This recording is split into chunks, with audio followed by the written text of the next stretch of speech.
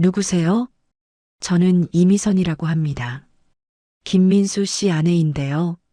네, 아내요? 전화기를 잡은 제 손이 떨렸습니다. 민수 씨는 분명히 말했어요. 아내와 별거 중이고 곧 이혼한다고. 그런데 9년이 지났는데도 이혼하지 않았어요. 왜일까요? 제 이름은 윤정숙 예순입니다. 지방에 있는 작은 아파트에서 혼자 살고 있어요. 아니, 혼자 살고 있었죠. 최근까지는 남편의 친구와 함께 살았거든요. 제 이야기는 10년 전부터 시작됩니다. 10년 전 저는 남편을 교통사고로 잃었어요. 남편은 평범한 회사원이었어요. 매일 아침 7시에 출근해서 저녁 7시에 퇴근하는 성실한 사람이었죠. 결혼한 지 30년이 됐었어요. 자식은 없었습니다. 남편과 저 둘이서 조용히 살았죠. 그런데 어느 날 저녁 경찰한테서 전화가 왔어요. 남편이 퇴근길에 교통사고를 당했다고요. 음주운전 차량이 신호를 무시하고 들이받았대요.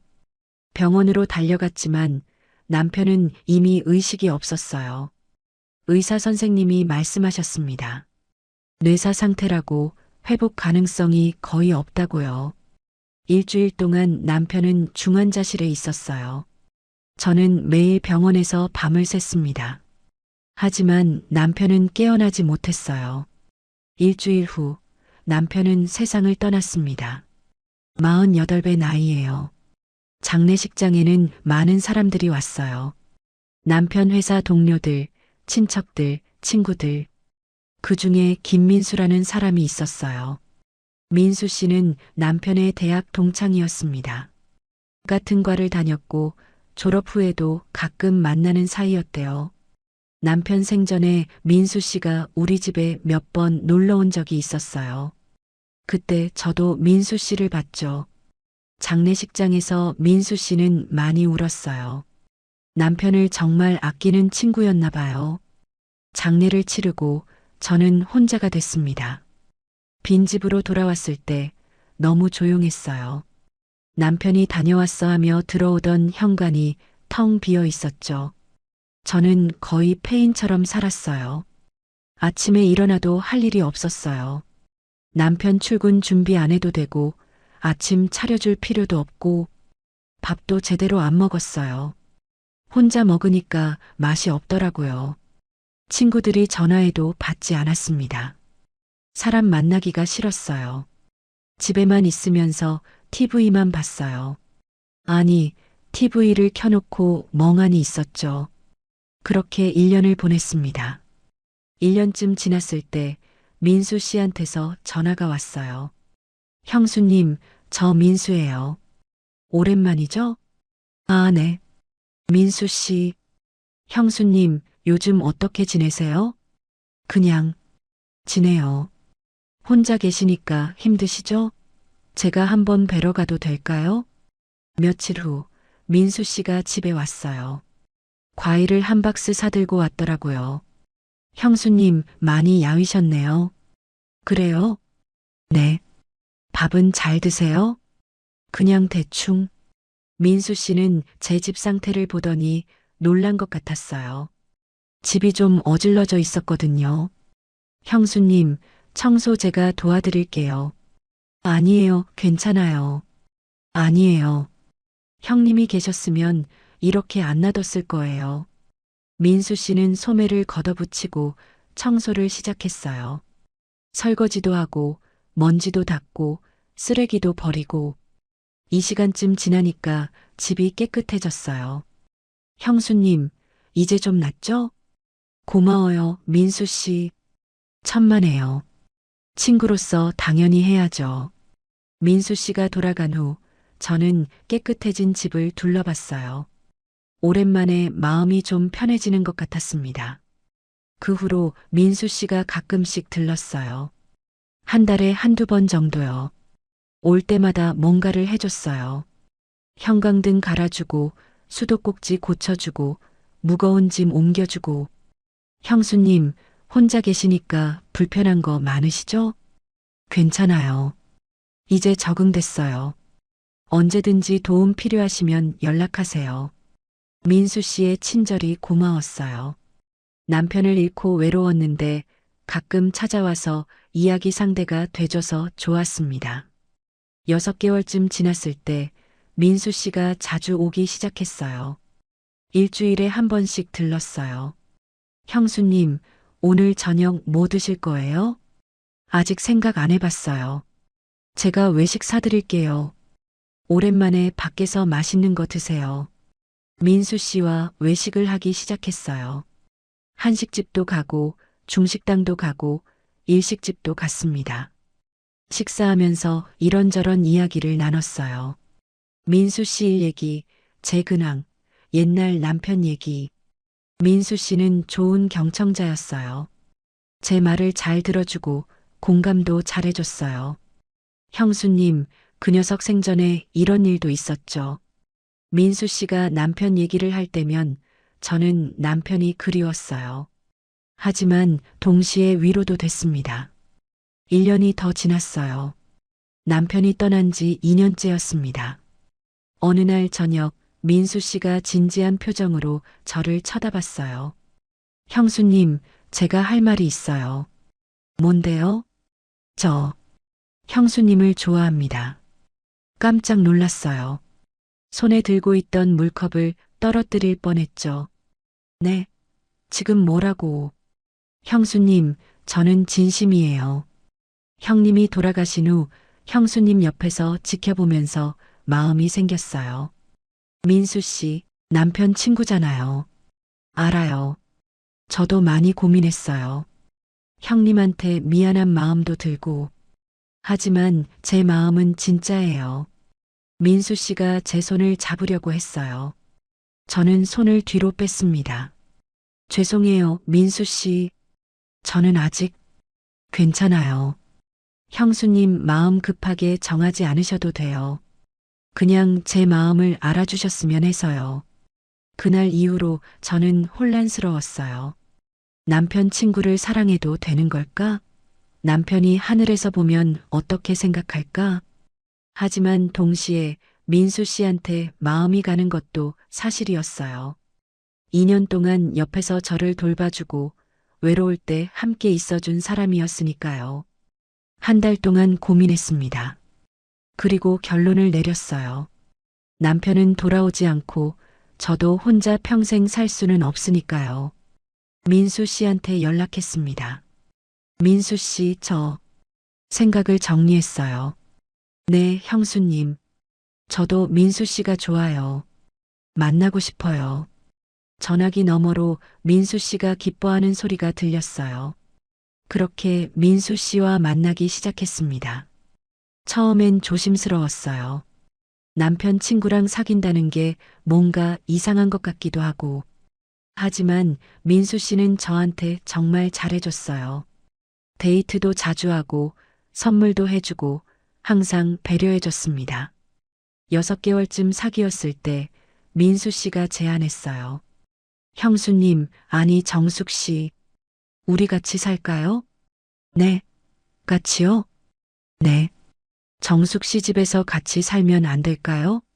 저는 조금 망설였어요. 결혼도 안 하고 같이 사는 게 맞나 싶어서요. 근데 민수 씨, 우리 결혼은 안 하고요? 민수 씨 표정이 잠깐 어두워졌어요. 그게 정숙 씨, 사실 제가 법적으로는 아직 유부남이에요. 유부남이요? 네. 오래전에 결혼했었는데 아내랑 별거한 지 오래됐어요. 별거요? 네. 거의 10년 가까이 됐어요. 이혼 절차가 복잡해서 아직 법적으로는 정리가 안 됐지만 실질적으로는 남남이에요. 저는 놀랐어요. 민수 씨가 기혼자라는 걸 처음 알았거든요. 그럼 이혼은 언제 하실 거예요? 곧 할 거예요. 조금만 기다려 주세요. 민수 씨가 제 손을 잡았어요. 정숙 씨, 저한테는 정숙 씨가 진짜 아내예요. 법적인 건 중요하지 않아요. 저는 고민했어요. 사실 저는 재혼을 크게 원하지 않았어요. 한번 결혼 생활을 해봤고 남편을 잃은 상처도 있고 이제는 그냥 편하게 지내고 싶었거든요. 그래서 민수 씨의 법적인 상태를 깊이 따지지 않기로 했습니다. 알겠어요. 그럼 일단 같이 살아요. 민수 씨와 동거를 시작했어요. 제 집에서 같이 살기로 했죠. 민수 씨가 짐을 싸서 들어왔습니다. 생각보다 짐이 별로 없었어요. 옷가방 2개랑 박스 몇 개가 전부였습니다. 민수 씨, 짐이 이게 다예요? 네. 저 원래 짐이 별로 없어요. 좀 이상하다는 생각이 들었지만 깊이 생각하지 않았어요. 처음 1년은 정말 행복했어요. 민수 씨는 저한테 잘해줬습니다. 아침에 일어나면 커피를 타줬고 저녁에는 같이 영화를 보거나 산책을 했어요. 주말에는 가끔 여행도 갔습니다. 가까운 지방 도시에 가서 맛집도 찾아다니고 관광지도 구경하고 저는 남편을 잃고 외로웠는데 민수 씨 덕분에 다시 행복해진 것 같았어요. 하지만 시간이 지나면서 이상한 점들이 보이기 시작했어요. 첫 번째, 민수 씨는 생활비를 거의 안 냈어요. 집세는 제 집이니까 그렇다 치고 공과금, 식비, 생활용품 같은 건 당연히 같이 내야 하잖아요. 처음 몇 달은 민수 씨도 돈을 냈어요. 한 달에 50만 원 정도요. 그런데 점점 금액이 줄어들더니 1년쯤 지나니까 거의 안 냈어요. 민수 씨, 이번 달 생활비 좀. 아, 죄송해요. 요즘 사업이 좀 어려워서 다음 달에 몰아서 드릴게요. 민수 씨는 자영업을 한다고 했어요. 무슨 사업인지 자세히는 안 알려줬지만요. 다음 달이 됐지만 민수 씨는 돈을 주지 않았어요. 민수 씨, 정숙 씨, 미안해요. 조금만 더 기다려주세요. 곧 나아질 거예요. 저는 이해하려고 했어요. 사업이 어려울 수도 있으니까요. 하지만 그게 계속됐어요. 2년, 3년. 민수 씨는 생활비를 거의 내지 않았습니다. 결국 모든 비용을 제가 부담하게 됐어요. 식비, 공과금, 생활용품, 심지어 민수 씨 옷이나 신발도 제가 사줬습니다. 두 번째, 민수 씨는 자기 이름으로 된 게 하나도 없었어요. 함께 살다 보니 차가 필요했어요. 민수 씨가 차를 사자고 했습니다. 그럼 민수 씨 명의로 살까요? 아니요, 정숙 씨 명의로 해요. 왜요? 제가 지금 신용이 좀 안 좋아서 정숙 씨 명의가 더 좋을 것 같아요. 이상했지만 어차피 제 돈으로 사는 거니까 제 명의로 했어요. 휴대폰도 바꿀 일이 있었는데 민수 씨가 또 제 명의로 하자고 했어요. 민수 씨, 본인 명의로 하는 게 낫지 않아요? 아니에요. 정숙 씨 명의로 가족 결합하면 할인도 되잖아요. 그렇게 휴대폰도 제 명의로 개통했습니다. 인터넷, 케이블 TV, 심지어 민수 씨가 쓰는 신용카드까지 다 제 명의였어요. 세 번째, 민수 씨는 자기 과거에 대해 거의 말하지 않았어요. 민수 씨, 전 직장은 어디서 다녔어요? 여기저기. 가족은요? 부모님은 어디 계세요? 다 돌아가셨어요. 형제는요? 없어요. 저 외동이에요. 민수 씨는 늘 애매하게 대답했어요. 구체적인 건 말해주지 않았습니다. 네 번째, 민수 씨는 밖에 나가는 걸 꺼려했어요. 민수 씨, 오늘 날씨 좋은데 공원 갈까요? 아니요, 그냥 집에 있어요. 민수 씨 친구들이랑 만나는 건 어때요? 친구들 다 바빠요. 그냥 우리 둘이 있어요. 민수 씨는 거의 집에만 있었어요. 외출을 최소화했습니다. 이런 이상한 점들이 있었지만 저는 깊이 생각하지 않았어요. 사랑하니까요. 그리고 민수 씨가 저한테 잘해줬으니까요. 3년이 지났을 때 저는 민수 씨한테 물었어요. 민수 씨, 이혼은 언제 하실 거예요? 벌써 3년이 지났는데. 아, 그게 조금만 더 기다려주세요. 아내가 이혼에 동의하지 않아서. 왜요? 글쎄요. 재산 문제 때문인가 봐요. 그럼 법적으로 소송하면 되잖아요. 그게 복잡해요. 조금만 더 기다려주세요. 민수 씨는 항상 이렇게 애매하게 대답했어요. 5년이 됐을 때 다시 물었어요. 민수 씨, 이혼은 언제 하세요? 정숙 씨, 미안해요. 조금만 더. 5년이에요, 민수 씨. 5년 동안 기다렸어요. 알아요. 정말 미안해요. 곧 정리할게요. 하지만 6년, 7년이 지나도 민수 씨는 이혼하지 않았어요. 저는 점점 불안해지기 시작했습니다. 내가 평생 이렇게 세컨드로 살아야 하는 건가? 민수 씨는 정말 이혼할 생각이 있는 걸까? 혹시 나를 속이고 있는 건 아닐까? 이런 생각들이 머릿속을 맴돌았어요. 9년째가 됐을 때 저는 결심했어요. 더 이상은 이렇게 살 수 없다고. 어느 날 저녁 민수 씨한테 최후 통첩을 했습니다. 민수 씨, 한 개월 드릴게요. 한 개월 안에 이혼하지 않으면 우리 헤어져요. 민수 씨 얼굴이 굳어졌어요. 정숙 씨, 갑자기 왜 이러세요? 갑자기요? 9년이에요, 민수 씨. 9년 동안 기다렸어요. 하지만 저는 더 이상 못 기다려요. 법적으로 정리하지 않으면 같이 살 수 없어요. 정숙 씨, 법적인 게 뭐가 중요해요? 우린 사랑하잖아요. 중요해요. 저는 평생 세컨드로 살고 싶지 않아요. 민수 씨가 화를 냈어요. 정숙 씨가 날 사랑하지 않는 거예요? 법 따지면서 사랑하니까 이러는 거예요. 진짜 관계가 되려면 법적으로도 정리돼야 해요. 안 돼요. 지금은 어려워요. 왜요? 왜 9년 동안 이혼을 안 해요? 그게 복잡해요. 복잡한 게 뭐예요? 설명해 주세요. 민수 씨는 아무 말도 못했어요. 그냥 침묵했습니다. 민수 씨, 대답 안 하시면 제가 직접 알아볼 거예요. 뭘 알아본다는 거예요? 민수 씨 아내를 만나볼 거예요. 민수 씨 얼굴이 하얗게 질렸어요. 안 돼요. 절대 안 돼. 왜요? 뭐가 문제예요? 그냥 그분한테 연락하지 마세요. 왜요? 숨기는 게 있어요? 민수 씨는 대답하지 않았어요. 저는 확신했습니다.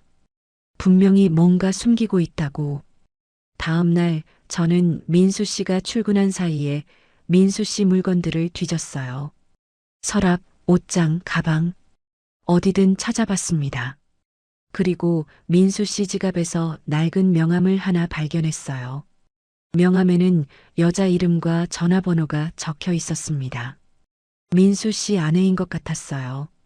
저는 그 번호로 전화를 걸었어요. 벨소리가 울렸습니다. 한 번, 두 번, 세 번. 여보세요? 중년 여성 목소리였어요. 혹시 김민수 씨 아내분이세요? 네, 맞는데요. 누구세요? 저는 윤정숙이라고 합니다. 민수 씨랑 같이 살고 있는 사람이에요. 전화기 너머로 침묵이 흘렀어요. 아, 그렇군요. 놀랍게도 아내는 놀라지 않았어요. 이미 알고 있었던 것 같았습니다. 혹시 만나서 얘기할 수 있을까요? 네, 만나죠. 며칠 후, 저는 강남역 근처 카페에서 민수 씨의 법적 아내를 만났습니다. 40대 중반으로 보이는 여성이었어요. 피곤해 보였습니다. 눈 밑에 다크서클이 짙었고 머리에 흰머리도 많이 보였어요. 처음 뵙겠습니다. 윤정숙입니다. 네, 저는 이미선이에요. 우리는 자리에 앉았어요. 잠시 침묵이 흘렀습니다. 제가 먼저 입을 열었어요. 죄송합니다. 이런 식으로 연락드려서. 괜찮아요. 언젠가는 이런 날이 올 줄 알았어요. 미선 씨가 쓴웃음을 지었어요. 저는 자초지종을 설명했어요. 제가 민수 씨와 9년째 동거 중이고 이혼을 요구하고 있다고요. 미선 씨는 조용히 듣고 있었어요. 그래서 언제쯤 이혼하실 수 있을까요? 제가 조심스럽게 물었어요. 그런데 미선 씨의 반응이 이상했어요. 놀라는 게 아니라 눈물을 글썽이는 거예요. 이혼이요. 미선 씨가 한숨을 쉬었어요. 정숙 씨, 제 얘기 좀 들어보실래요? 네, 말씀하세요. 미선 씨가 이야기를 시작했어요. 민수 씨와 미선 씨는 25년 전에 결혼했대요. 연애 결혼이었답니다. 처음 10년은 행복했대요. 민수 씨는 회사를 다녔고 미선 씨는 집에서 살림을 했대요. 자식은 없었답니다. 둘 다 아이를 원하지 않았대요. 그런데 15년 전 민수 씨가 회사를 그만뒀대요. 사업을 하겠다고요. 음식점을 차렸답니다. 한식당이었대요. 처음 2년은 장사가 잘 됐대요. 손님도 많이 오고 돈도 잘 벌었답니다. 그래서 민수 씨가 욕심을 냈대요. 지점을 더 내자고요. 미선 씨는 반대했답니다. 위험하다고 천천히 하자고 했대요. 하지만 민수 씨는 듣지 않았대요.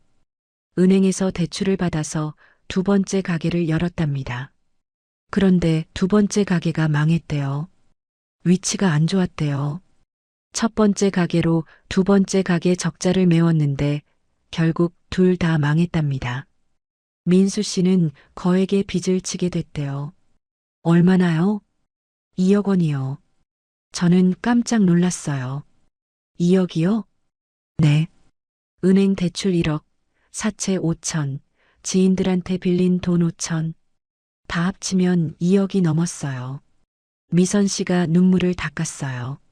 민수는 빚을 갚을 능력이 없었어요. 가게도 망했고 다시 취직하기도 어려운 나이였거든요. 미선 씨가 계속 말했어요. 그래서 민수가 계획을 세웠어요. 위장 이혼이요. 위장 이혼이요? 네. 이혼을 하면 재산을 제 명의로 다 넘기고 민수는 무일푼이 되는 거예요. 그러면 채권자들이 아무것도 못 가져간다는 계산이었죠. 그래서 이혼하셨어요? 아니요. 실제로는 안 했어요. 미선 씨가 고개를 저었어요. 왜요? 위장 이혼이 불법이잖아요. 나중에 들키면 더 큰일 나니까요. 그래서 법적으로는 부부 관계를 유지하면서 겉으로만 별거하는 척하기로 했어요. 그럼 지금도 법적으로는 부부시란 말이죠? 네. 법적으로는 아직 부부예요. 저는 충격을 받았어요. 민수 씨가 거짓말을 한 거였어요. 미선 씨가 계속 설명했어요. 우리 집은 제 명의로 돼 있었어요. 결혼 전에 제 부모님이 사주신 거거든요. 그럼 그 집은 안전했겠네요. 네. 채권자들이 못 건드렸어요. 민수 명의가 아니니까요. 그래서요? 민수는 채권자들을 피해 숨어야 했어요. 집에 있으면 채권자들이 찾아오니까요. 미선 씨가 눈물을 흘렸어요. 그래서 민수가 집을 나갔어요. 어디로 가는지도 안 알려줬어요. 언제요? 10년 전이요. 10년 전이요? 제 머릿속이 복잡해졌어요. 10년 전이면 제 남편이 돌아가신 해였어요. 그러니까 민수 씨가 제 남편 장례식에 왔을 때는 네. 그때 이미 빚을 지고 도망 중이었어요. 저는 손이 떨렸어요. 그럼 민수 씨가 저한테 온 건 숨을 곳이 필요했던 거예요. 미선 씨가 조용히 말했어요. 채권자들이 저한테도 계속 전화했어요. 민수 어디 있냐고 연락처 알려달라고. 그래서요? 민수가 어디 있는지 저도 몰랐어요. 전화는 안 하셨어요? 가끔 했어요. 민수가 먼저 연락하면 받았죠. 근데 어디 있는지는 안 알려줬어요. 미선 씨가 한숨을 쉬었어요. 그러다가 5년 전쯤 민수가 전화했어요. 정숙 씨 얘기를 했어요. 저요? 네.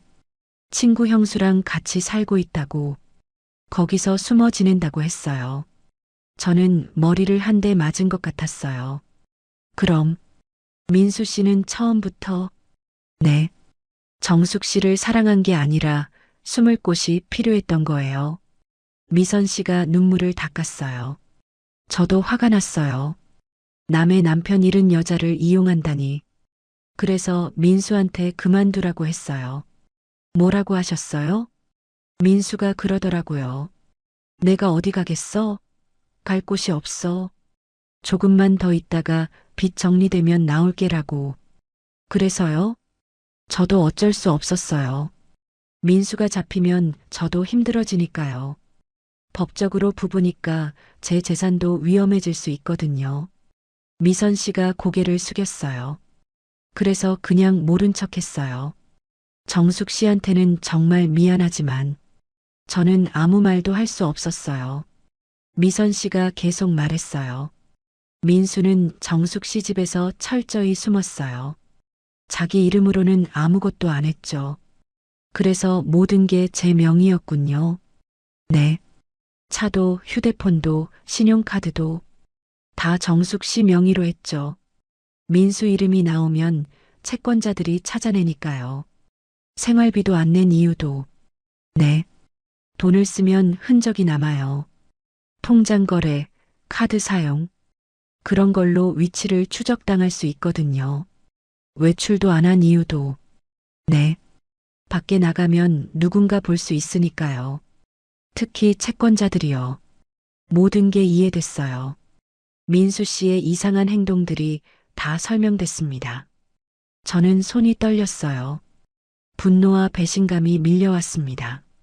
그럼 9년 동안 저를 속인 거네요. 죄송해요, 정숙 씨. 제가 말렸어야 했는데. 아니에요. 미선 씨 잘못이 아니에요. 저는 눈물을 닦았어요. 민수 씨가 잘못한 거예요. 저를 사랑한 게 아니라 그냥 이용한 거였어요. 정말 죄송해요. 미선 씨도 울었어요. 저는 한참을 앉아 있었어요. 머릿속이 복잡했습니다. 미선 씨, 질문 하나만 더 할게요. 네, 말씀하세요. 민수 씨는 정말 저를 사랑한 적이 없을까요? 미선 씨가 잠시 생각하더니 대답했어요. 모르겠어요. 처음에는 계산적으로 접근했겠지만 9년이면 긴 시간이잖아요. 정도 들었을 수도. 하지만 그게 진짜 사랑일까요? 미선 씨는 대답하지 못했어요. 저는 카페를 나왔습니다. 집으로 가는 길에 여러 생각이 들었어요. 9년이 허무하다. 내 시간, 내 돈, 내 사랑. 모든 게 낭비였어. 민수 씨를 어떻게 대해야 하지? 집에 도착했을 때는 저녁 6시쯤이었어요.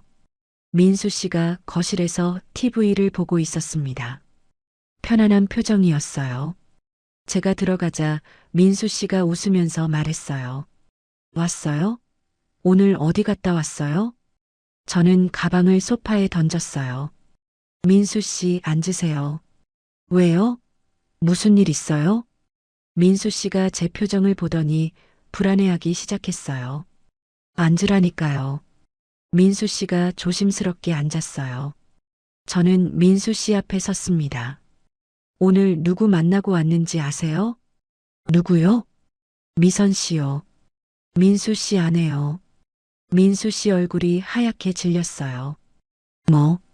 뭐라고요? 민수 씨 아내 만나고 왔어요. 다 들었어요. 민수 씨가 벌떡 일어났어요. 정숙 씨, 그게 2억 원 빚이 있다는 것도 들었어요. 채권자 피해서 제 집에 숨어 산 것도 들었어요. 정숙 씨, 저를 사랑한 게 아니라 그냥 숨을 곳이 필요했던 거죠? 민수 씨는 아무 말도 못했어요. 저는 목소리를 높였어요. 9년이에요, 민수 씨. 9년 동안 저를 속인 거예요. 정숙 씨, 들어봐요. 뭘 들어요? 처음부터 저를 이용할 생각이었잖아요. 아니에요. 민수 씨가 소리쳤어요. 처음에는 그랬을지 몰라요. 하지만 지금은 진짜로 사랑해요. 믿을 수 없어요. 정숙 씨, 제발. 민수 씨가 제 손을 잡으려고 했어요. 저는 손을 뿌리쳤습니다. 손대지 마세요. 정숙 씨, 9년 동안 제가 뭐였어요? 생활비도 안 내고 모든 걸 제 명의로 하고 집에만 숨어 있고 저는 민수 씨한테 뭐였어요? 민수 씨가 고개를 숙였어요. 안식처요. 뭐라고요? 정숙 씨는 제 안식처였어요. 민수 씨가 울기 시작했어요. 저는 빚 때문에 도망 다니는 신세였어요. 갈 곳도 없고 의지할 사람도 없고 그래서 저를 이용한 거예요? 처음에는 그랬어요. 정말 미안해요. 민수 씨가 무릎을 꿇었어요. 하지만 시간이 지나면서 정말 사랑하게 됐어요. 정숙 씨가 없으면 저는 그만해요. 저는 차갑게 말했어요. 그게 진짜 사랑인지 어떻게 알아요? 민수 씨가 저를 사랑한 게 아니라 제가 제공하는 안정을 사랑한 거 아니에요? 아니에요. 민수 씨, 만약 제가 내일 당장 집에서 나가라고 하면 어떻게 할 거예요? 갈 곳 있어요? 민수 씨는 대답하지 못했어요. 없죠? 그러니까 저한테 매달리는 거잖아요. 사랑 때문이 아니라 갈 곳이 없어서요. 정숙 씨, 당장 나가세요. 네, 집에서 나가라고요. 지금 당장요. 민수 씨가 놀란 표정으로 저를 쳐다봤어요. 정숙 씨, 제발. 한 번만 용서해 주세요. 안 돼요. 9년 동안 저를 속였는데 어떻게 용서해요? 저는 갈 곳이 없어요. 그건 제 문제가 아니에요. 정숙 씨, 5분 드릴게요. 5분 안에 짐 싸서 나가세요. 민수 씨는 울면서 방으로 갔어요. 옷가방에 옷을 막 집어넣기 시작했습니다. 5분이 지났어요. 민수 씨가 옷가방 2개를 들고 현관으로 왔습니다. 정숙 씨, 정말 미안해요. 저는 대답하지 않았어요. 그냥 문을 열어줬습니다. 제발, 한 번만 더 기회를. 나가세요. 민수 씨는 망설이다가 천천히 나갔어요. 문을 닫았습니다. 그리고 잠갔어요. 문 밖에서 민수 씨가 초인종을 눌렀어요. 정숙 씨, 정숙 씨. 저는 응답하지 않았어요. 소파에 앉아서 멍하니 있었습니다. 한참 후에 초인종 소리가 멈췄어요. 민수 씨가 간 것 같았습니다. 저는 그날 밤 잠을 못 잤어요. 9년의 시간이 주마등처럼 지나갔습니다. 행복했던 순간들, 웃었던 기억들, 함께 여행 갔던 것들. 하지만 그 모든 게 거짓이었어요.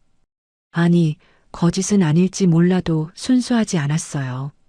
민수 씨는 저를 사랑해서가 아니라 필요해서 제 곁에 있었던 거니까요.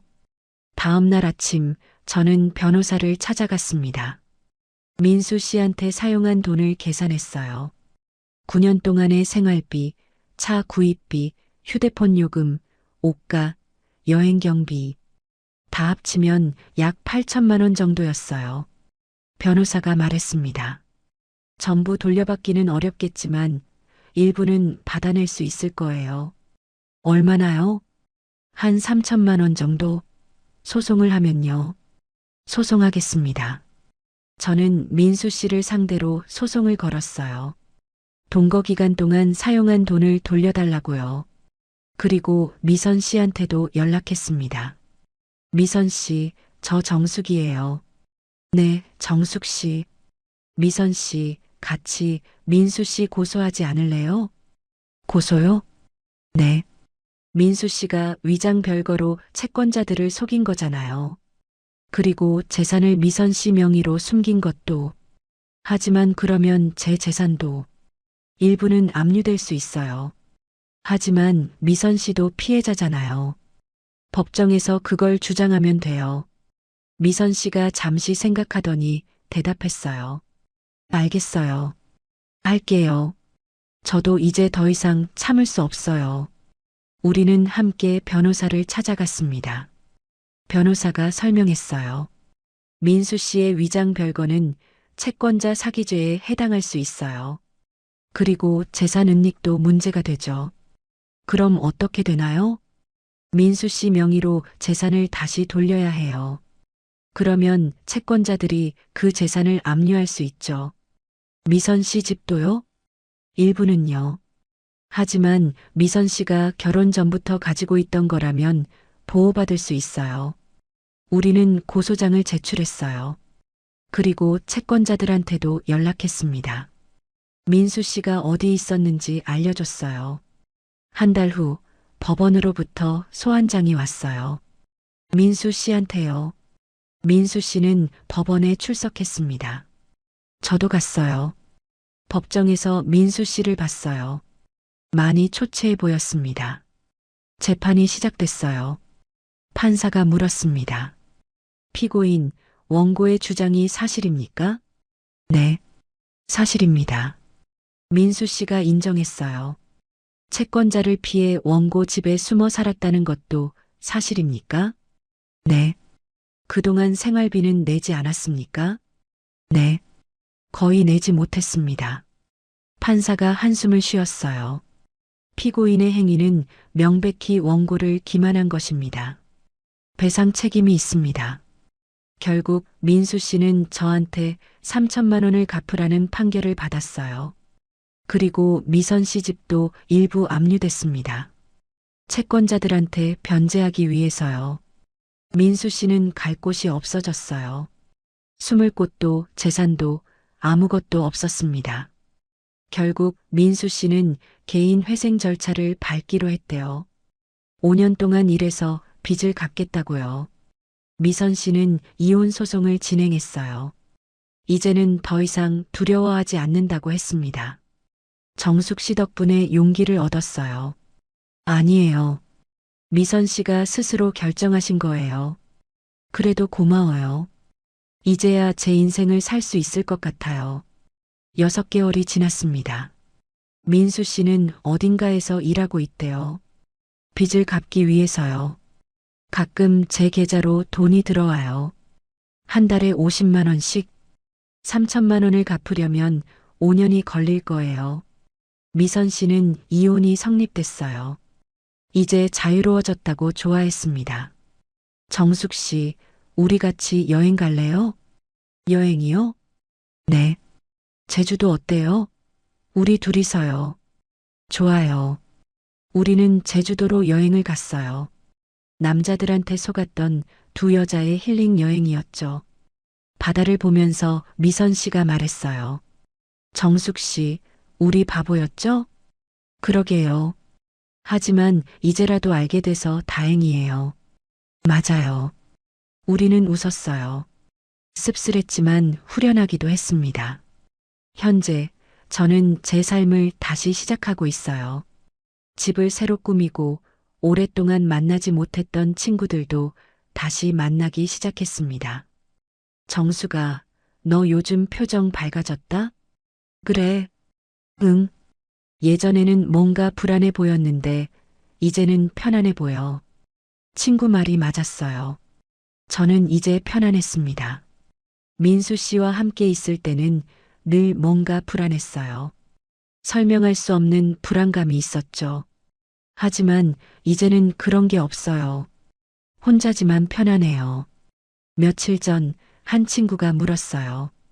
정수가 9년이 아깝지 않아? 저는 한참 생각하다가 대답했어요. 아깝긴 해. 정말 아까워. 9년이면 적지 않은 시간이잖아. 그치? 근데 지금이라도 알게 돼서 다행이야. 평생 속고 살 뻔했으니까. 그것도 그렇네. 그리고 배웠어.